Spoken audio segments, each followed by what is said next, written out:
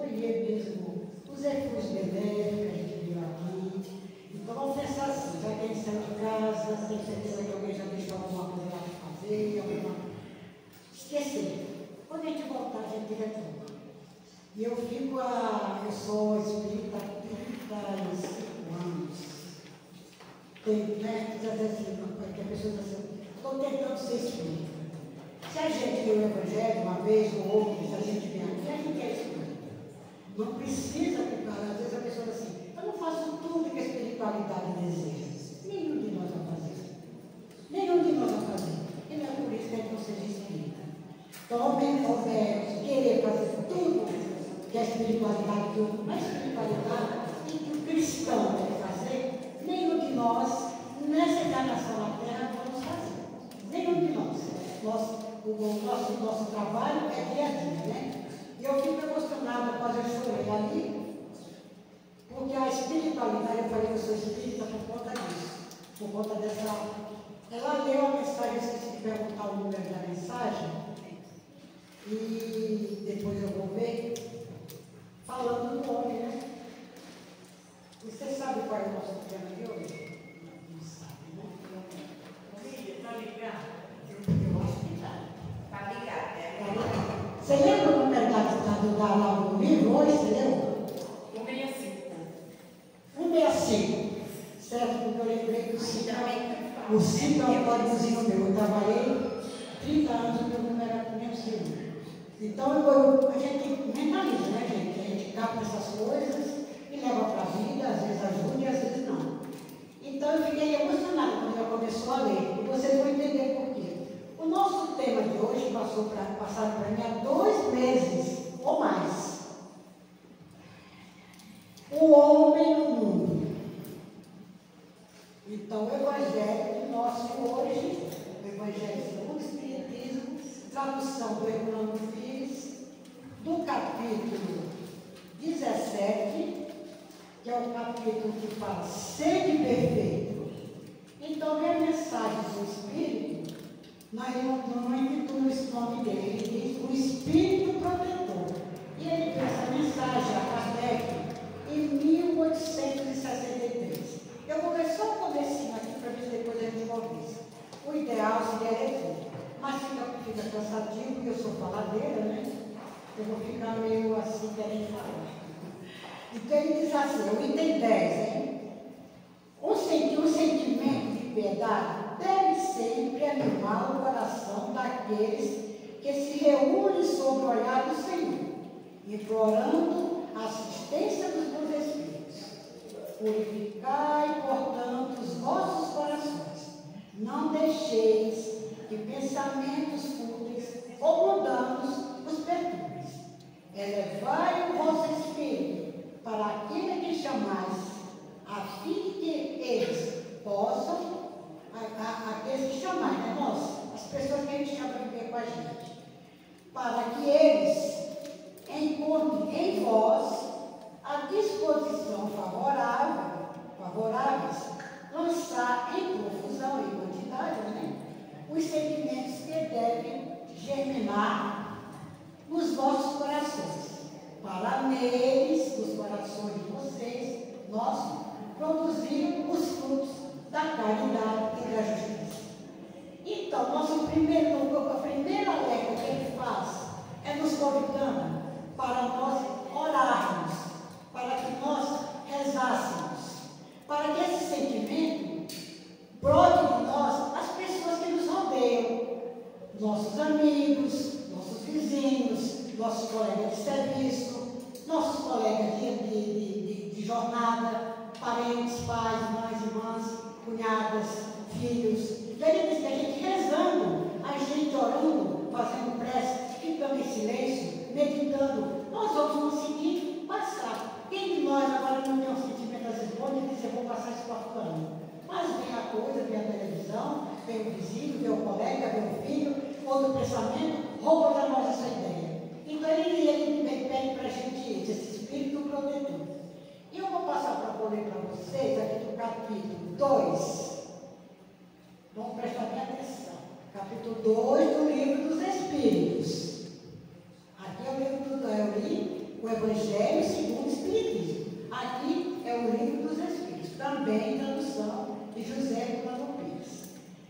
no capítulo 2. Ele fala ele pergunta, né, Kardec colocou sobre a encarnação dos espíritos. Vamos prestar bem atenção, ele está falando da reencarnação. A reencarnação são várias vezes que a gente vê aqui. Ele pergunta da necessidade, aí ele diz assim, da encarnação.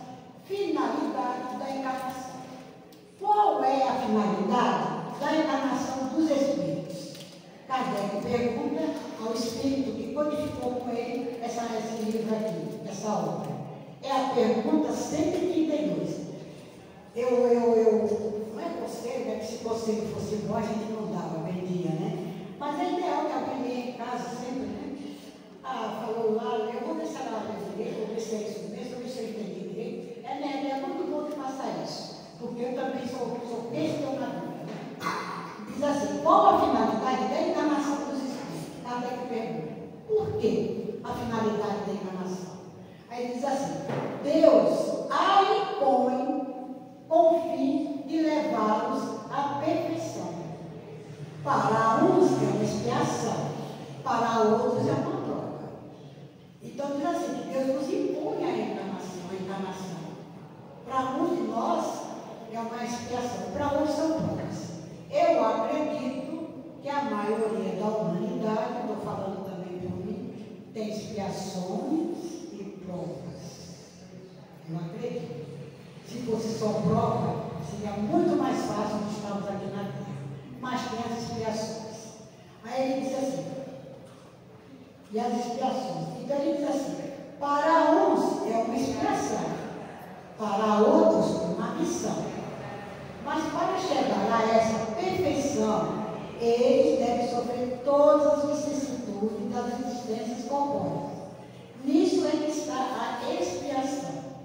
Então ele diz que para a gente evoluir, nós temos que viver todas as vicissitudes, ou então todas as coisas que estão no mundo, para nós podermos evoluir. Isso é a expiação.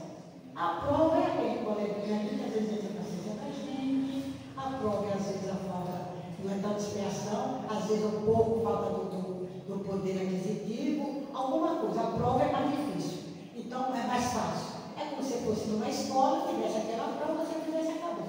A expiação é muito mais difícil, exige do espírito muito mais sabedoria, muito mais condições de evoluir e de praticar essa expiação.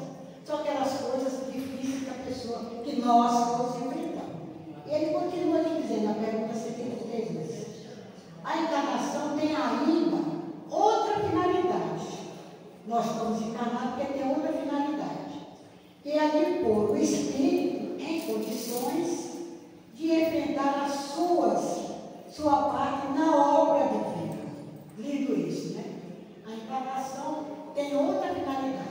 Nós estamos aqui não só para vivermos, para evoluirmos, e a partir do momento que nós evoluirmos, nós estamos colaborando com o universo, na criação de Deus.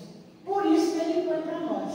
Por isso nós precisamos da encarnação para poder ajudar Deus, a espiritualidade, Jesus, Luísa e nossos mentores, a evolução do mundo, do universo. A gente às vezes pensa que é só a gente que está aí, nós temos todo o universo ao nosso, precisando de nós. Um pensamento bom que a gente coloca vai fazer parte desse universo. E ao contrário é verdadeiro também. Então, nossa parte aqui como encarnação é muito delicada e muito boa, né? E por isso que Deus diz assim, quando eu digo assim, Deus impõe. Porque Deus é soberano aqui, é bom, mas Ele impõe para nós a encarnação. E continuando aqui, a diz assim, para executar a reencarnação, nós temos que viver muitas vidas, é o que Ele fala para nós. Então, agora vamos no nosso livro aqui que a gente já leu. Aí ele pede para a gente, eu falei o tema do livro, né? O homem no mundo. Então, o que significa para nós o homem no mundo? Quem é esse homem que está no mundo? Quando a gente coloca homem, a ciência coloca homem, falando a mulher, está escrito mulher também. Então, sempre vocês veem o homem e mulher. É difícil a literatura, né? Às vezes colocaram melhor assim, homem, e ficou passando, mas é homem e mulher. Não é só o homem. O homem e a mulher. Qual a finalidade? Por que estamos aqui? O homem no mundo. Quem é esse homem no mundo? Quem é essa pessoa no mundo? Quem é ele no mundo? Quem é ele no mundo? Quem é ele no mundo? Como nós temos que viver no mundo? É o que ele pergunta para nós. Como o homem tem que viver nesse mundo? A gente precisa de muita coisa para viver nesse mundo? Precisa de muita coisa. Então, o que ele fala aqui para nós? Então, na segunda palavra, ele fala que a gente tem que orar bastante. Ele pede para a gente orar e viver agora, rezar bastante. Eu nem vou ler para vocês, porque eu... Então, esse é você orar e ficar rezando. Muitos de nossos irmãos de algumas denominações religiosas acham que ficar entre quatro paredes, ou no convento, ou no Tibete, nossos irmãos tibetanos, né? Eles ficam ali orando. O Buda orou 7 anos isolado, se alimentava de água para orar. Ele deixou uma obra muito grandiosa. Mas hoje em dia, você ficar nesse isolamento, que é que o Espírito fala para nós, não significa que você vai evoluir. Porque o homem tem que viver em sociedade.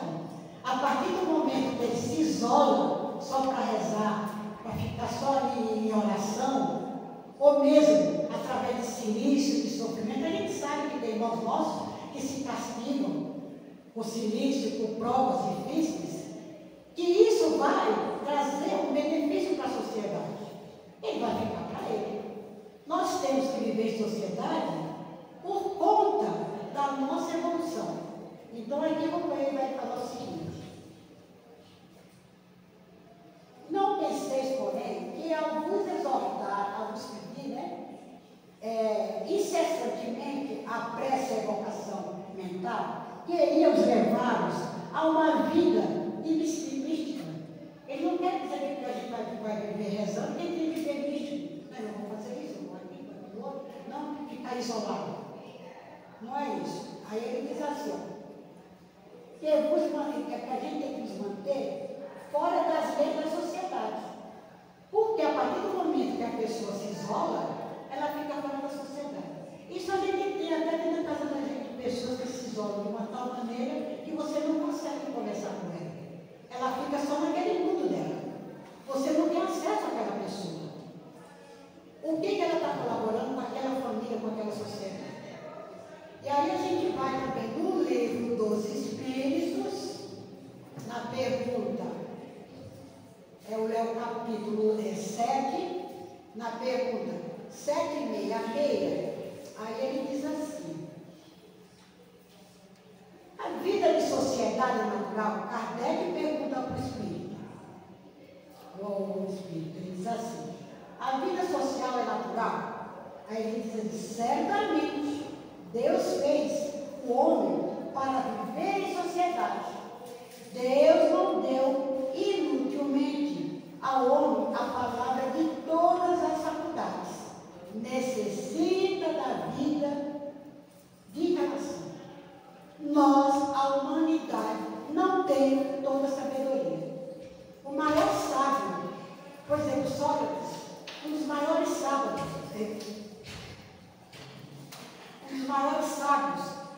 antes do Cristo, ele dizia: hoje sei que não sei nada. Eu estou já aqui há 20 anos estudando ciência.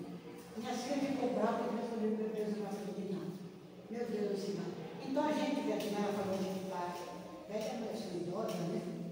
Podia falar também que queria ser uma velha que nem eu sou velha, eu sou idosa. Não, quando eu ficar velha, minha senhora, eu queria ser criança, porque eu não sou velha, eu sou idosa. Ela ficou toda sem graça, minha irmã de Curilã. Eu não sou velha, eu sou uma idosa, né? Então eu falo sempre, quando falo mesmo. Então hoje em dia, eu vejo que eu perdi muito tempo. Deveria ter estudado mais, deveria ter feito mais coisas, viajado mais, amado mais, falado mais mal da vida dos outros, ter falado muita coisa. A gente vê quando chega com essa idade, que a gente perde alguma coisa, perdeu muita coisa. A minha avó com 80 anos disse assim: ai, pelo amor de Deus, não se case cedo, porque eu casei muito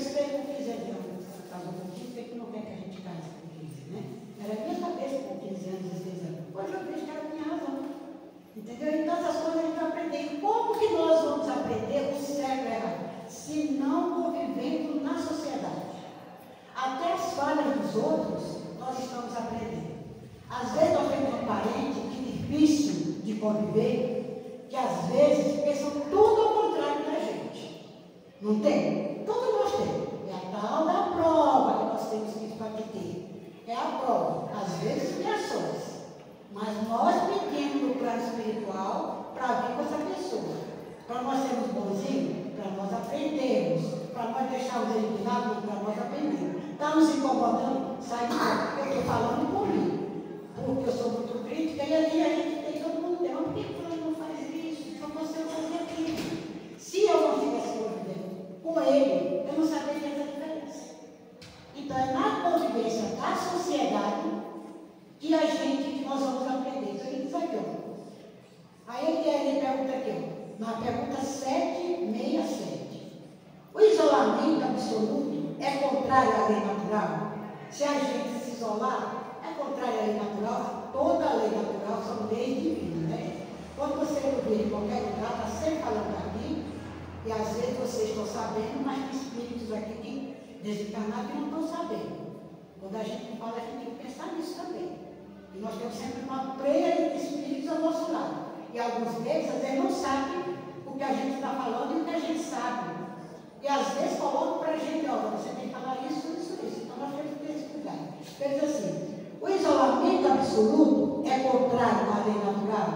Sim. O isolamento absoluto é contrário à lei natural? Sim. Pois os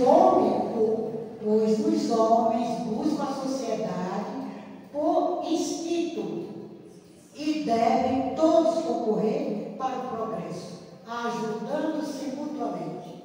Então nós às vezes pensamos, quem não teve ainda agora uma pessoa que a gente olha e, nossa, parece que eu sempre vivo aquela pessoa. Fica contente, fica feliz, fica gostoso, a gente quer ser amigo daquela pessoa, quer estar com ele, quer em algum lugar com ele, nós aqui, né, tomar um café, comer uma pizza. Não tem assim. Então por isso que precisa dessa sociedade. Também Deus quer gente não se adapta muito, que a lei de recusa, né? Que a gente olha e diz assim, meu Deus do céu, que dificuldade para conviver com essa pessoa. Meu Deus, eu falo assim, como será o dia a dia dessa pessoa, com fulano em casa? Meu Deus, logo a gente julga, né? Por isso que a gente tem que aprender, porque não pode julgar, porque cada um está numa faixa de vibração. Cada um está numa evolução. E aqui mais adiante ele diz assim, o homem, ao buscar a sociedade, ao buscar conviver, obedece apenas a um sentimento pessoal ou há também, nesse sentimento, uma finalidade providencial ou de ordem geral.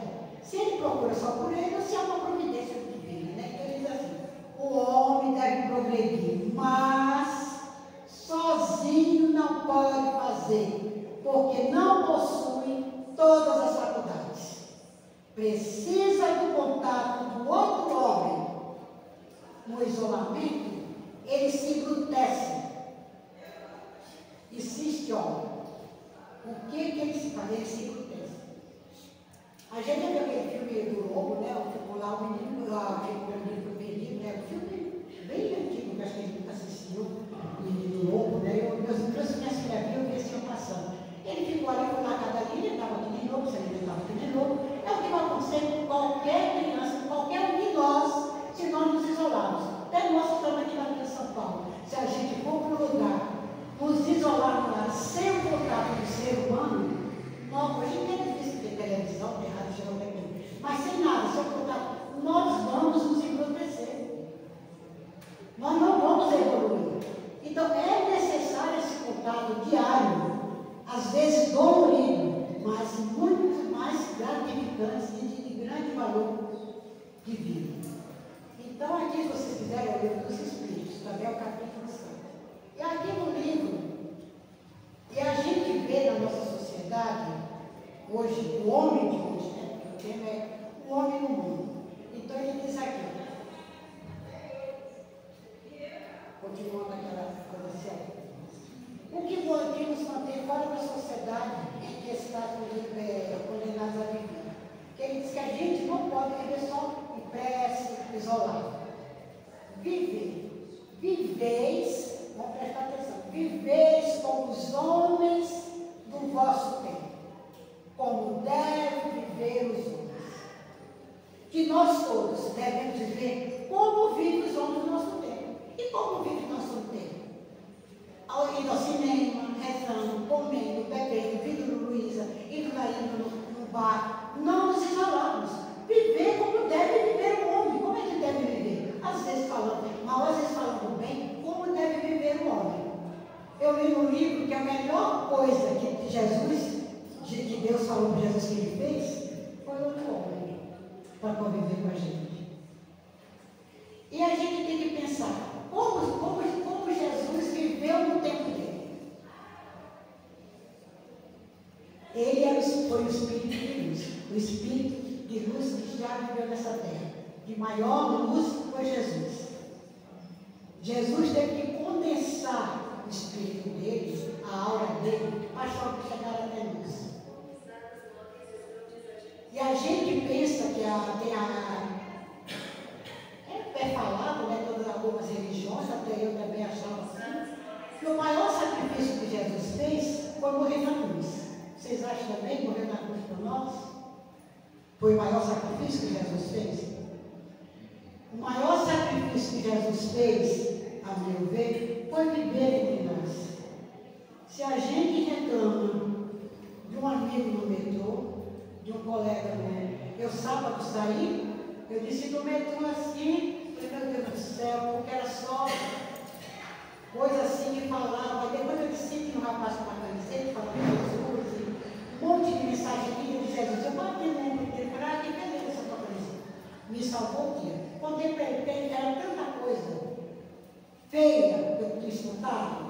Quem me deixou vontade de descer no primeiro vagão, tudo aí você começa a fazer prece, começa a criticar, começa a ficar nervosa, sai do seu padrão de vibração, né? Porque é natural, porque a gente ainda não é santa. Então imagina Jesus entre nós. Nós estamos lá, viu? Nossa reencarnação, ó. Não estamos aqui pela primeira vez, nenhum de nós. Estamos aqui pela primeira vez.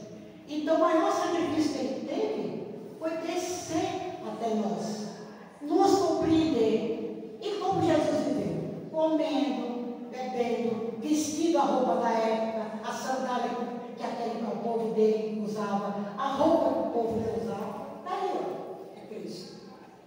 Assim que ele vive. Ele lá usa o cabelo.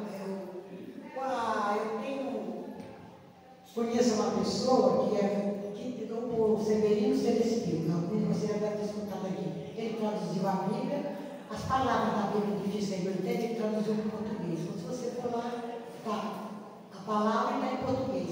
Ele disse por Jesus que acha que deve ser sempre assim. Porque Jesus nunca andou com a cabeça descoberta. Por quê? Porque a época dele, o povo dele, andava com a cabeça coberta. Então, às vezes a gente vê, né? Eu gosto, acho bonito, mas Jesus sempre andou com a cabeça coberta. Porque o tempo dele era aquele, andar com a cabeça coberta. E como Jesus viveria hoje no nosso tempo? Como seria o homem Jesus entre nós? Quem estaria vendo televisão, estaria chorando os anos, estaria nos aconselhando, estaria andando de tênis, com toda a espiritualidade elevada. Mas ele estaria como anda esse aqui, como anda ela, como anda ele. Talvez de camiseta, talvez de camisa social, talvez de paletó. Eu falei que precisa de paletó, talvez ele fosse de paletó. Não, hoje em dia essa sociedade precisa de uma camiseta. Ele iria de camiseta. Ele viveria como vive nós vivemos agora. Porque ele era um homem da nossa época. A gente ia distinguir o Cristo pelo seu vocabulário, pela sua postura de vida, pelos seus ensinamentos, não por como ele andava, como ele se vestia, como ele comia. Tanto é que quando ele partiu o pão e deu aos apóstolos o pão do sábado, todo mundo reclamou. Como é que faz esse milagre ao sábado? Como é que é milagre ao sábado? Ele falou, será que se você tivesse uma pessoa doente, né, mais ou menos isso, você não curaria ela no sábado? Então era aquilo lá, ele faria a mesma coisa aqui, agora.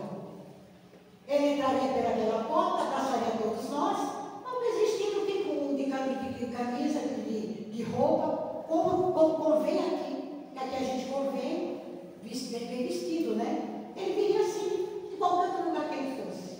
E ia comer a mesma coisa que a gente come. Claro que cada um de nós temos aqui, todos nós, veio de italiano, português, francês, nordestino, baiano, gaúcho. Então, nós temos os nossos hábitos. E cada pessoa desses lugares se comportam naqueles lugares.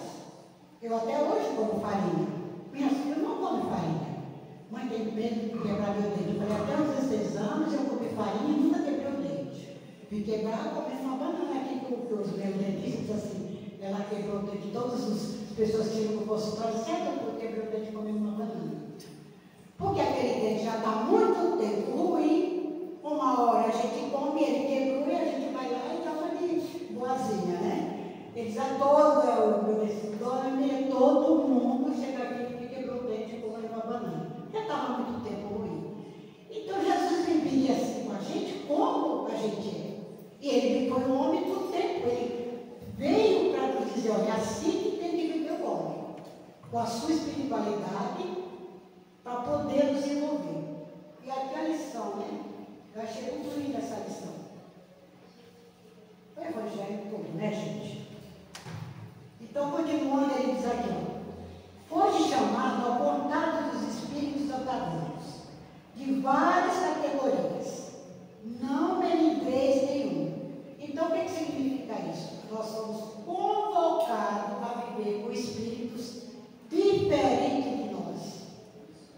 Arrogante que nós somos algumas vezes, vaidosos como somos algumas vezes, amáveis como somos algumas vezes, carinhosos como somos algumas vezes, às vezes perdulários como somos algumas vezes, querendo dinheiro como somos algumas vezes. Eu acredito aqui que ninguém ainda põe 13 laranjas na sacola. Ainda é 12, né? Porque muitas pessoas colocam 13, né? 14, 15 na hora lá da feira. Eu não tinha entendido. Então nós já temos essa consciência. Mas estamos cheios de falhas. Não são defeitos, são falhas. Que nós vamos trabalhando com o tempo. Nós vamos chegar lá. A caminhada é distante, mas nós vamos chegar lá. Então ele diz aqui, ó, estar sempre alegre. Que a gente pode viver se tem todas essas coisas, que a gente esteja sempre alegre, sempre feliz. Estar sempre alegre e constante, mas com alegria. Não essa alegria, essa felicidade, que às vezes a gente vê em muitos lugares, né? A pessoa está alegre, está feliz, mas está por dentro falando mal daquela pessoa, né? A gente vê muito isso. Está contradizendo tudo que ele está pensando.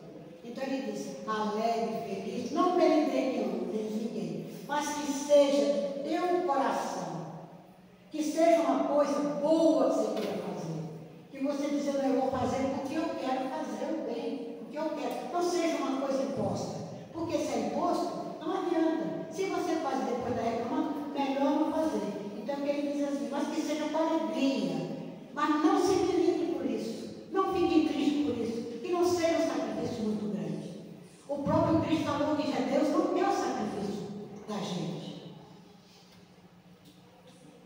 Aí ele diz aqui, ó, a virtude não consiste numa aparência severa e lúgubre, ou em repelir os prazeres que conduzem o homem. Não dá a felicidade, não dá a gente reprimir essas coisas. Ai, não vou porque eu não posso fazer isso, porque eu não dá para fazer, mas fazer triste, constrangido, obrigado. Mas não vou porque não dá para eu, porque eu quero eu vou. É melhor se eu não for, que seja uma coisa assim boa. Ele está aqui, ó. Eu gosto dos atos, algo que a gente passa sempre nos nossos atos ao Criador. E ele aconselha aqui. E como eu vou saber que eu fiz o que eu estou fazendo? Tá legal, eu não estou fazendo só para agradar. Então ele diz que a gente coloque sempre aos pés do Criador. Jesus, eu estou fazendo isso porque eu quero fazer o bem ou é para eu me agradecer? Ou é porque eu quero aparecer? Tem muito disso, né, gente?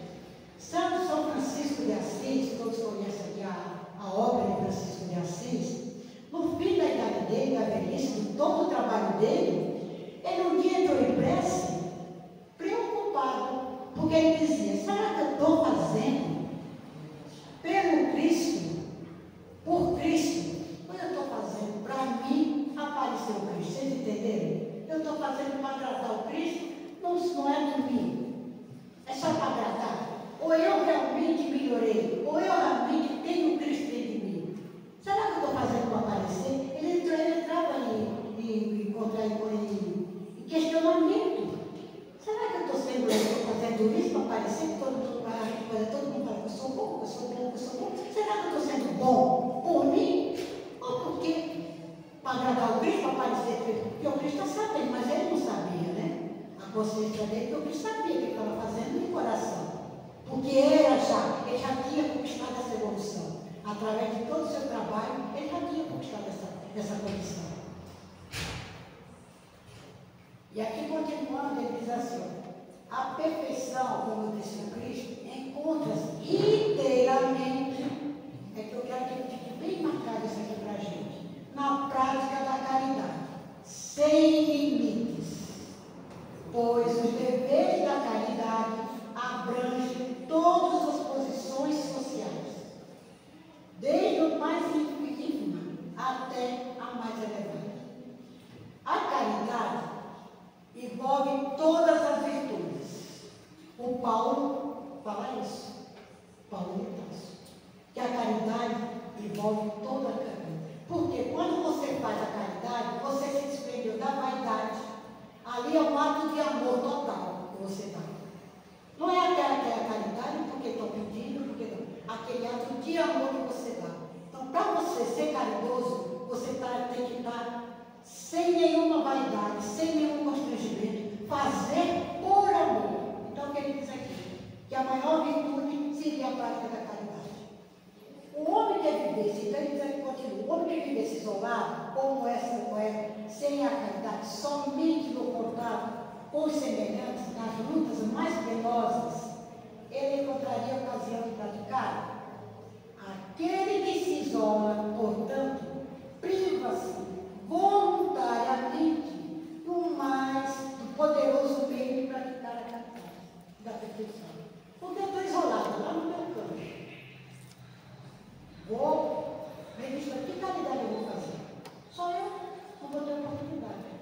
Ela tem, tudo nós. Quem não já fez alguma coisa? Às vezes a gente vai ficar meio assim, mas nada. Está ótimo. Olha aqui. Não imagineis, portanto, que para viver em constante comunicação conosco, ele diz aqui, que a gente não imagine que para viver em comunhão com Jesus, com a Dona Luísa, os nossos mentores, com toda a espiritualidade que nos cerca, para viver em comunhão com o Senhor, seja preciso entregar-se ao serviço, ao sacrifício. O serviço é você se martirizar, você bater, ser feliz joelho, serem felizes no quadro das necessidades humanas, viver como homem, ser feliz como homem nesta vida, nesta presente encarnação, mas que a vossa felicidade não esteja jamais em pensamentos ou em atos que possam ofender a Deus, ou fazer o que estiver na face do seu visão. Que a gente viva em felicidade, mas não essa felicidade que pode custar a alegria das pessoas, e menina das pessoas. Porque, veja bem, mais um minutinho, né? Tem mais um minutinho, né? Não só um minuto mais.